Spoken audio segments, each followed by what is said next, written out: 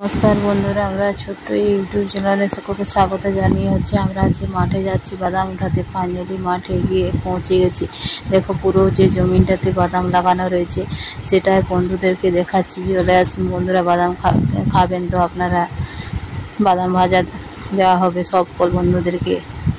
Finally আমি মাঠে বাদাম উঠাচ্ছি। দেখুন তখন মোটামুটি ফাইনালি কটা বাজে, সকাল ওই 9টা থেকে 9:30 বাজছিল। আমি জমিনে চলে গেছি যে বাদাম উঠানোর জন্য। ফাইনালি বাদামগুলো ভিজা জল দেওয়া ছিল, তো রবিবারে জল দেওয়া হয়েছিল, সেই জন্য খুব সহজে উঠে যাচ্ছিল। শুকনো থাকলে মোটামুটি মাটি এত গরম প্রচণ্ড, সপ্তাহে সপ্তাহে জল দিতে হয়, আর ভিজে থাকলে ভালো উঠে যায় আর কি।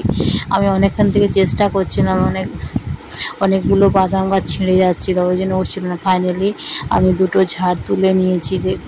তুলে নিয়ে দেখুন আর একটা আমি উঠোতে যাচ্ছি। দেখুন এত গোড়াগুলো এতটা শক্ত, হালকা করে ধরলে বাদাম গাছগুলো কেটে যাচ্ছে পাতাটা।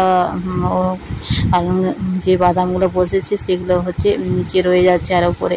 ফাইনালি আমি একটা বাদাম বড় ঝাড় মতো তুলে নিয়েছি। দেখুন বন্ধুরা কেমন বসেছে। যেসব বন্ধুরা আগে কোনো দিন বাদাম গাছ দেখেনি তারা একটু দেখুন। কারণ ফাইনালি আমিও আগে দেখিনি, বিয়ের পরেই আমি বাদাম গাছ দেখেছি। কারণ আমার মতো কে বন্ধুরা রয়েছে বাদাম গাছ এখনও দেখেননি। আমি 3-4টা ঝাড় তুলে নিয়েছি। তুলে দেখুন বন্ধুরা কেমন হয়েছে, কমেন্ট করে জানাও বাদামগুলো। চলে আসুন বন্ধুরা, খেয়ে যাবেন বাড়িতে এসে। এতটা সুন্দর ভালোই বসেছে, মাঝখানেরগুলো একটু হয়েছে, কারণ সূর্যমুখী ছিল তো সেই জন্য একটু ডিস্টার্ব হয়ে গেছে আর কি। আমি আরও কিছুগুলো ঝাড় তুলে নিচ্ছি। বন্ধুরা দেখুন খুব সুন্দর বসেছে। আর বৃষ্টি পড়বে, বর্ষাকালে বাদাম ভাজা খেতে যে এতটা সুন্দর লাগবে তা বলাই যাচ্ছে না বন্ধুরা।